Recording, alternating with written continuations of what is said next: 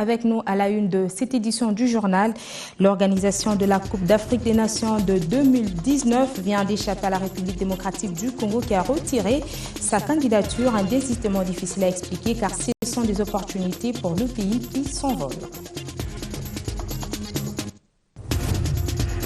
La protection des personnes vivant avec le syndrome d'immunodéficience acquise sera désormais assurée par des textes et logos qu'a édicté le ministère de la Justice et des Droits humains pour s'opposer à la stigmatisation.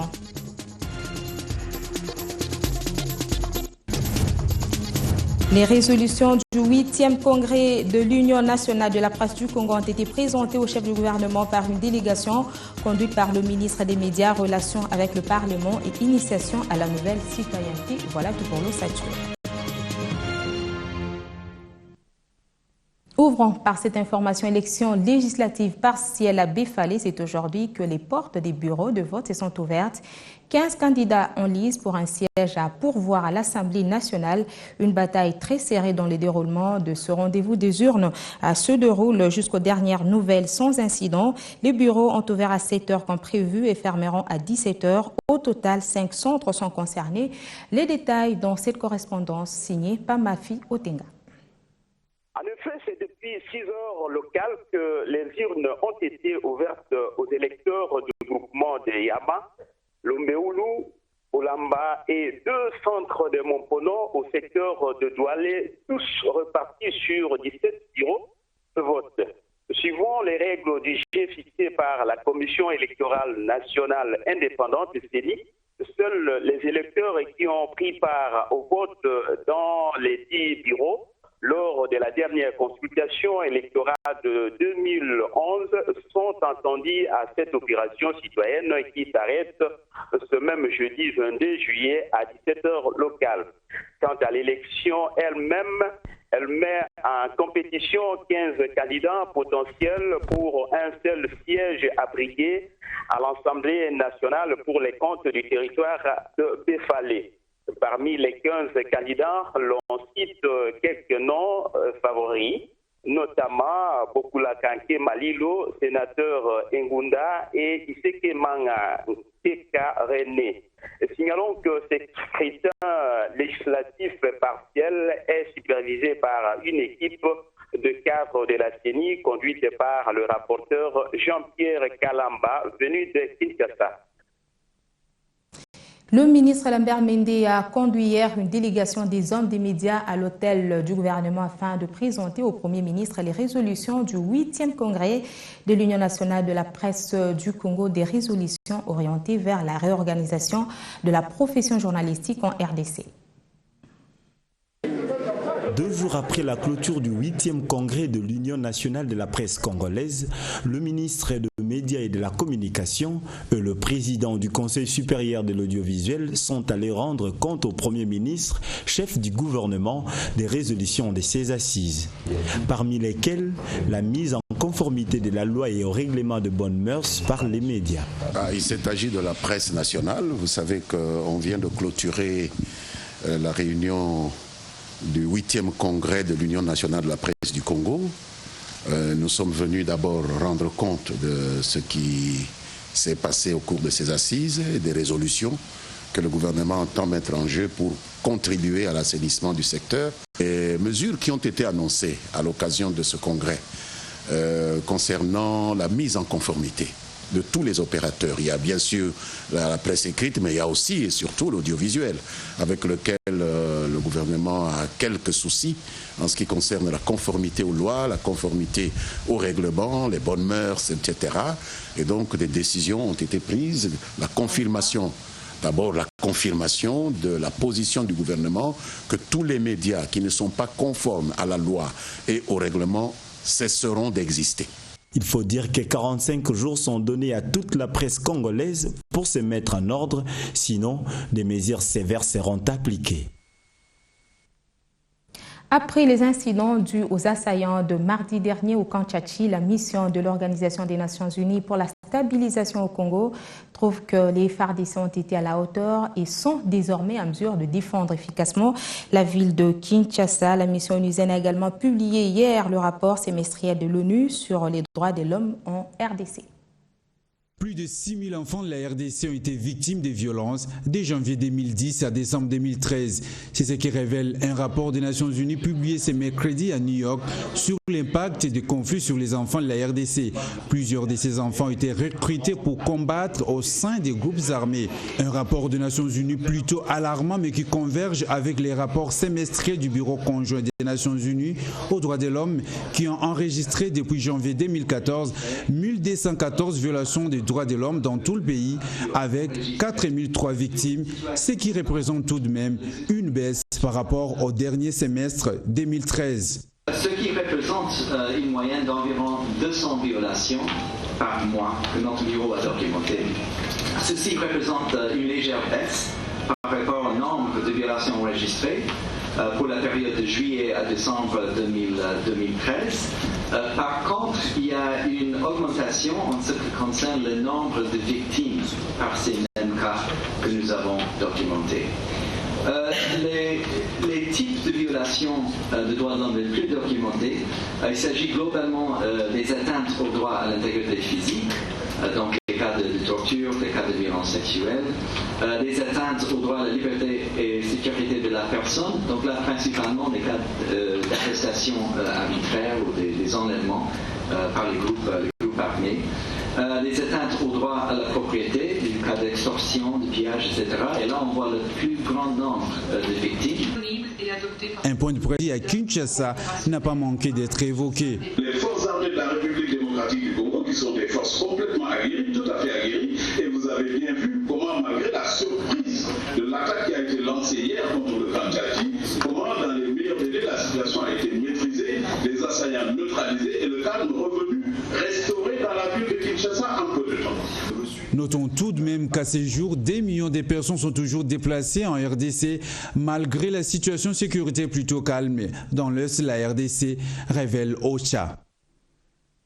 Au sujet des infrastructures, Fridolin Kaswichi Musoka revient du Katanga où il a visité certains sites. Le ministre en charge des infrastructures, travaux publics et reconstruction a été à Manono visiter une école technique en construction et la centrale hydroélectrique de Kiloubi. Élisée Bilonda pour les détails. À l'étape de Manono, le ministre en charge de l'aménagement du territoire et ITPR visite l'école technique en construction, une initiative de la première dame de la République. De là, Fridolin Kaswichi Musoka se rend à Kamina. Le ministre inspecte de fond en comble l'asphalte plante installée dans la ville. Ceci a déjà permis de poser 5300 mètres d'enrobés. Vendredi 17 juillet, la délégation longe la route provinciale 630, direction la centrale hydroélectrique de Kiloubi. La route se comporte plutôt bien, malgré certains points qui nécessitent une prise en charge. Pour ce faire, Fridolin Kaswichi Musoka instruit le Fonds national d'entretien routier et l'Office des routes. Arrivé à la centrale de Kiloubi, le ministre passe tout au peigne fin, question de ne rien laisser au hasard. Le gouvernement étant un corps, Fridolin Kaswichi Musoka promet de faire un rapport détaillé à son collègue en charge de ressources hydrauliques et électricité, Bruno Kapanji Kalala. Qu'un seul équipement était en service sur les trois et donc il n'y a pas une certaine sécurité de fonctionnement. C'est des questions qui doivent être résolues par étapes.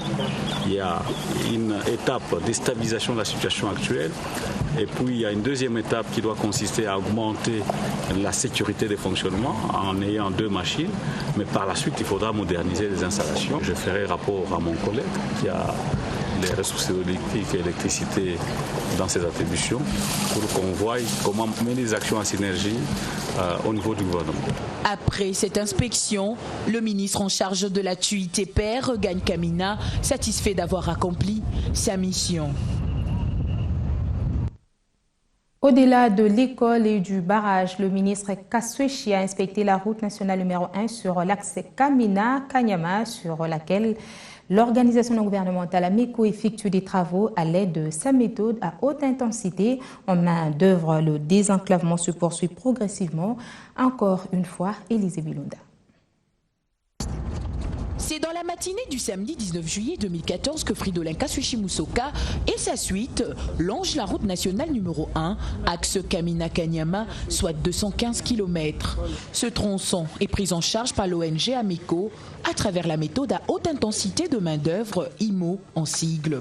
Le ministre en charge des infrastructures, travaux publics et reconstruction reçoit toutes les explications nécessaires de la part du responsable Paul Lao. Se voir les cantonniers à pied d'œuvre exerçant avec passion la tâche qui leur est confiée. Il y a quelques mois, parcourir ces axes était un véritable calvaire. Actuellement, les usagers ne peuvent que se réjouir de rouler sur une route réouverte. Les infrastructures routières sont des investissements onéreux. Fridolin Kassuechi-Musoka ne cesse de rappeler l'importance de l'appropriation de la route par les populations locales à travers une forte productivité et production agricole.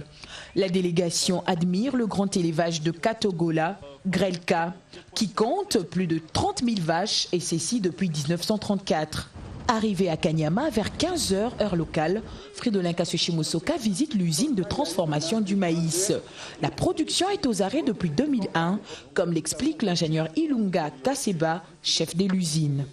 La production s'effectue à 30 km au Sépar, tandis qu'ici c'est le stockage uniquement. Donc les maïs produits à KCC, on les amène ici pour le stockage après séchage. Il n'y a pas de production puisqu'il n'y a pas eu financement après le décès de Mouzé. Après cette étape, le ministre de la TUITPR poursuit son périple vers Mbujimaï. Avec sa suite, il traverse le pont Lumbilange en pleine nuit. Dans le secteur des transports, un atelier sur l'amélioration de la sécurité de l'aviation civile en RDC se tient depuis hier à Kinshasa, avec comme objectif rechercher par tous les moyens de réduire les risques d'accidents dans le transport aérien au pays. Ce sont des assises qui valent la peine pour la préservation de la vie de passagers et la protection de leurs biens. Des transports aériens à RDC est l'un des plus grands défis à relever pour le développement socio-économique. En dépit de quelques progrès dans le domaine de l'aviation civile depuis quelques années, avec seulement 26,6% des taux de mise en œuvre effective des éléments cruciaux sur la surveillance et la sécurité de l'aviation civile, la RDC reste à la queue par rapport aux standards de l'Organisation internationale de l'aviation civile. Parmi les difficultés les plus saillantes, il y a lieu de citer le manque d'autonomie administrative et financière qui empêche l'autorité de l'aviation civile de prendre sa création, de fonctionner, de recruter, de former de façon compétente, donc de l'aviation. Cet atelier qui se tient à Kinshasa du 23 au 25 en cours va permettre aux spécialistes du secteur de crever l'abcès afin de trouver des solutions appropriées pouvant permettre à la République démocratique du Congo d'avoir une autorité de l'aviation civile forte et autonome. Le gouvernement au chevet des Sidéens, la lutte contre la propagation du VIH-Sida et la violation des droits des personnes vivant avec cette maladie, le ministère de la Justice et des Droits humains s'associe au PNUD et à l'ONU-SIDA pour lancer un projet d'appui à l'amélioration de l'environnement juridique et au renforcement des capacités des ONG contre la stigmatisation et la discrimination des personnes infectées et affectées par ce fléau. La RDC fait de la lutte contre le VIH-Sida et la discrimination de personnes vivant avec cette maladie son champ de bataille depuis quelques années. Un nouveau projet vient d'être mis en œuvre par le ministère de la Justice et des Droits humains en partenariat avec le PNUD et l'ONU-SIDA pour instaurer un environnement juridique favorable aux personnes vivant avec le VIH-Sida et les personnes affectées par ce fléau. Ce projet s'inscrit dans le cadre de la lutte contre la stigmatisation et la discrimination de ces personnes et du renforcement des capacités des organisations de la société civile. Parce que nous avons constaté que les droits humains de toutes ces personnes-là sont violés. D'où il faut des lois qui les protègent. Voilà pourquoi nous disons que la loi, les lois, le droit intervient aussi dans la riposte contre le VIH. Le sida, ce n'est pas une fatalité. Et qu'il ne faut pas discriminer, il ne faut pas stigmatiser, il faut plutôt aider nos frères et sœurs qui sont contaminés à pouvoir accéder à la justice, à pouvoir accéder aux services de soins, de prévention et tout ça. Chaque personne, surtout les OEV, c'est-à-dire les orphelins et enfants rendus vulnérables, eux aussi ont des droits, les droits de scolarisation, les droits de santé, les droit d'éducation, l'activité de séjour pour créer un environnement favorable aux personnes vivant avec le VIH. Ce projet financé à la hauteur de 82 145 $ américains pour une durée de 7 mois couvrira les provinces de Bas-Congo, Kinshasa, Katanga, Nord et Sud Kivu. La société civile du groupement de Binza en territoire de Rutshuru et certains élus nationaux de ce territoire haussent le ton suite à l'insécurité qui sévit dans cette partie du Nord Kivu causée par des groupes armés qui pillent encore dans la région. Patrick Selwa. Plus de 50% d'espace du groupement de Binza en territoire de Rutshuru demeure dans une insécurité totale due à la présence de plusieurs groupes armés nationaux et étrangers qui font la loi sur les paisibles citoyens. La société civile locale contactée ce mercredi hausse les tons et dénonce cette souffrance sans nom des populations civiles. Jusqu'à maintenant, Binza n'est pas calme parce qu'on est en train d'enregistrer des morts. Je peux dire vraiment à 60%, il y a toujours des tracasseries dans Binza à partir de ces bandits armés. Maïma et Nyatura et autres groupes FDLR qui sont les Rwandais. De son côté, Jeune Serufuli Ngaya Baseka, député national élu de Rutshuru en vacances parlementaires, interrogé quant à ces, appelle tous les groupes armés qui pilulent encore au Nord Kivu à déposer les armes. Les territoires de Rutshuru, nous pouvons nous réjouir du fait que la guerre est déjà terminée dans cette zone, mais il est quand même déplorable de constater qu'il y a encore des petits groupes de gens qui continuent à semer la terreur, à malmener la population, à ne pas permettre à ce que les gens vivent paisiblement. Je sais qu'il y a des efforts qui sont faits par le gouvernement, les services de sécurité, notamment l'armée. Il y a une nouvelle unité des phares de ce qui est déployée dans cette zone. Nous pensons que cela va améliorer la situation tant soit peu, pour que la paix soit complètement retrouvée dans le groupement de Binza en particulier. Par rapport à la découverte des fosses communes dans le groupement de Djomba et qui date depuis la période du M23, et Jeune Serufuli Ngaya Baseka déclare ce qui suit. C'est encore une fois une preuve en plus pour charger les criminels qui sont restés trop longtemps dans cette région, et ça c'est une chose assez grave, et je pense que les gens qui sont auteurs de ces actes devront être poursuivis et finalement être punis par la loi. Notons que depuis la raclée infligée aux rebelles du M23 et leurs alliés rwandais, des poches d'insécurité persistent toujours dans plusieurs entités des territoires de Rutshuru et Nyiragongo. Des confrères s'invitent dans cette édition du journal à travers les lignes. Kinshasa, le phare trouve troublant des coups de force manqués. Si les Kinois jaloux de la paix et de la sécurité dans leur ville commencent à avoir le sentiment qu'il y aurait des dysfonctionnements dans la sécurisation des sites stratégiques déjà attaqués dans le passé par des bandits armés, il faut craindre le risque de démobilisation dans leur chef.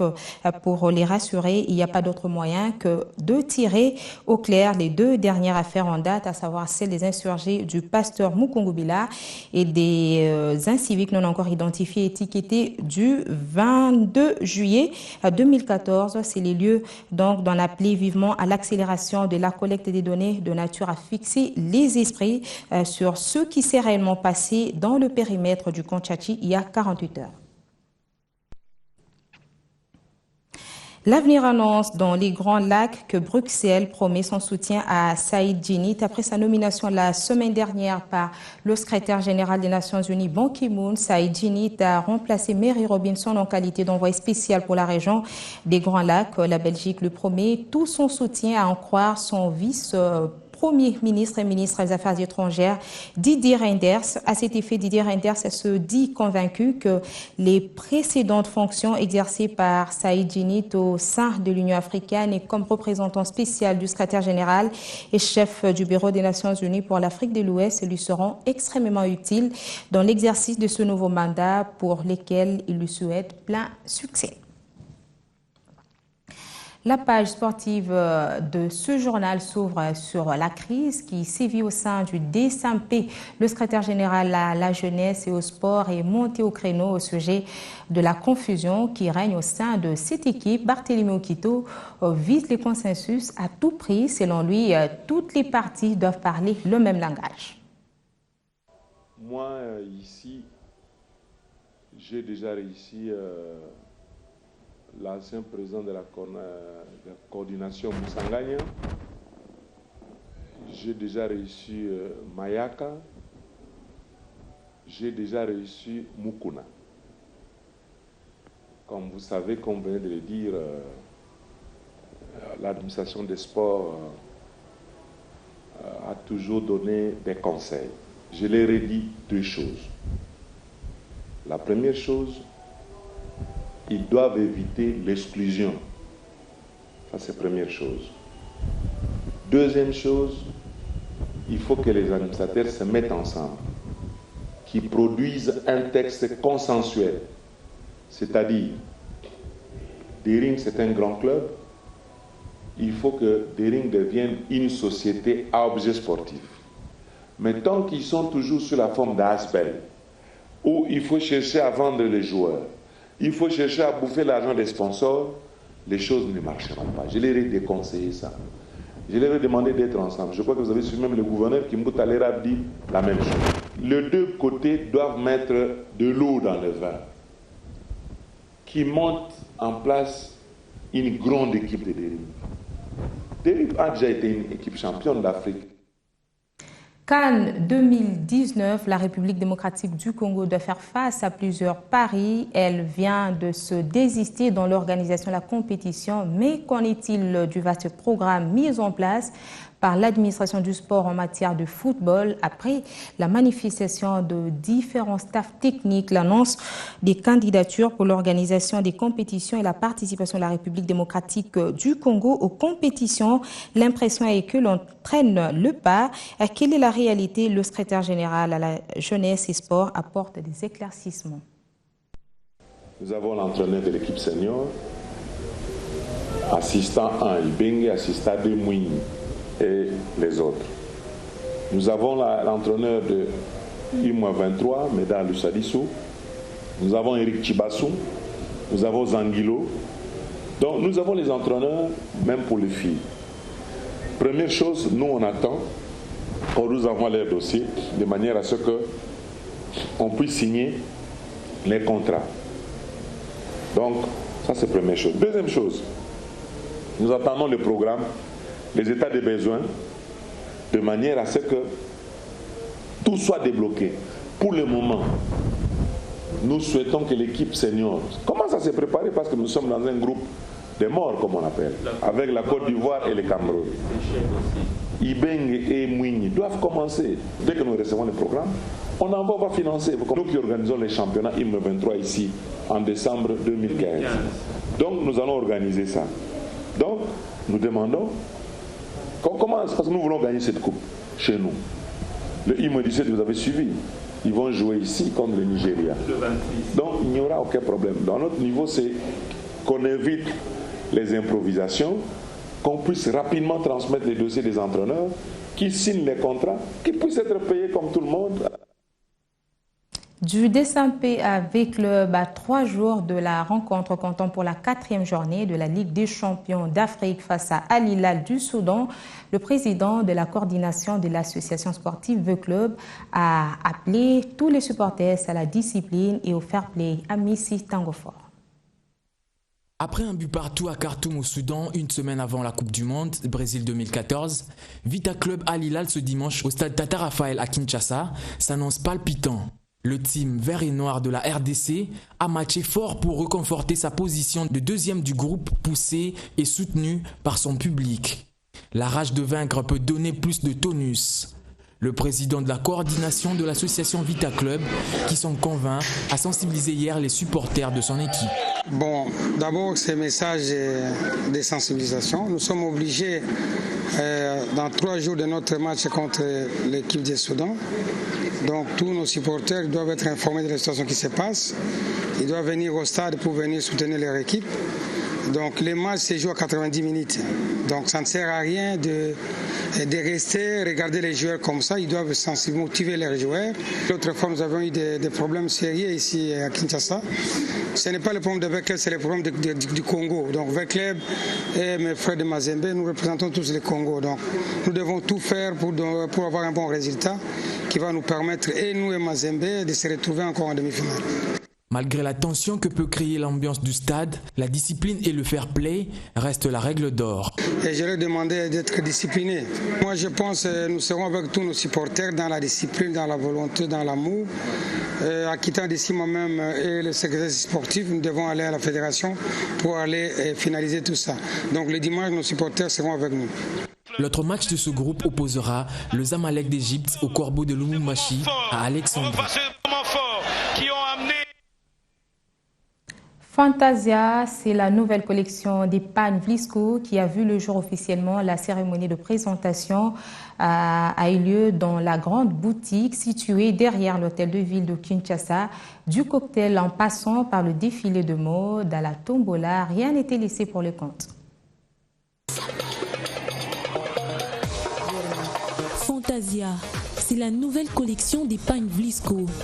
Une touche tout à fait originale sur un motif scintillant et teint éclatant pour répondre aux attentes des amoureux et amoureuses de la mode.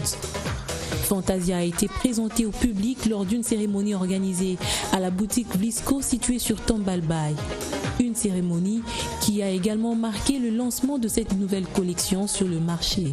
Vlisco trimestriellement lance une collection avec son thème, un thème. Donc chaque collection a son thème, un thème particulier, a sa propre identité. Et celle-ci, en l'occurrence, Fantasia, comme elle s'appelle, et le nom le dit si bien, les couleurs, les motifs sont très osés. Initialement, nous avons toujours des pagnes de 6 yards. Mais cette fois-ci, nous avons lancé pour des pagnes de collection, des produits de 2 yards, 4 yards et 6 yards. Série sur les gâteaux, défilé de mode était au rendez-vous avec des tenues confectionnées pour certaines par des stylistes et modélistes des renommées internationales, notamment Eloi Essou. De quoi rendre bleu les yeux des convives. Depuis que Vlisco est installé à Kinshasa, je suis l'ambassadrice. Et là, j'ai encore été renouvelée. Je suis parmi les clientes les plus fidèles. Donc, on a choisi mon image humblement pour représenter Fantasia, la nouvelle collection. Et je suis toute fière. Les impressions sont les mêmes depuis quelques années quand même parce que je suis habituée de Vlisco. Depuis que Vlisco est arrivé, on nous a habitués à des défilés de mode, on nous a habitués dans des soirées comme ça. Et ce sont toujours des bonnes impressions. Moi, je trouve que dans les pannes, on a quand même diminué un peu les couleurs flash qu'on avait avant, parce qu'on était resté un peu dans les couleurs orange, jaune et tout ça. Et Fantasia ramène un peu le terne, le naître, donc le passe-partout, je vais dire. Facilement, on peut voir quand même une jeune dame reporter une pagne sans qu'il y ait de soucis. Donc les pagnes sont quand même à la mode et qu'ils viennent découvrir eux-mêmes ce que nous on a vu aujourd'hui. Franchement, on a été éblouis par rapport à ce qu'on a vu. À travers ces innovations, Vlisco Congo se rapproche davantage de sa clientèle. Mesdames et messieurs, la boucle finale, ainsi que l'équipe qui a réalisé ce... Fin de cette édition du journal. Madame, Messieurs, merci de nous avoir suivis.